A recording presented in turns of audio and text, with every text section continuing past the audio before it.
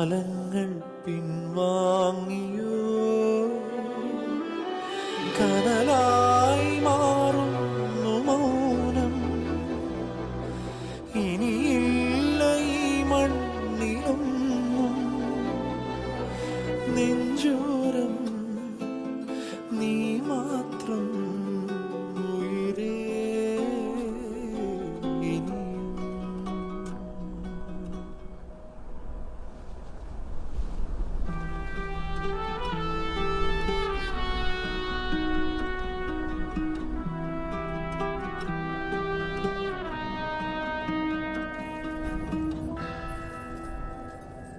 പ്രിയമുള്ളവരെ, സ്റ്റെല്ല നമ്മളെ വിട്ടുപിരിക്കുകയാണ്.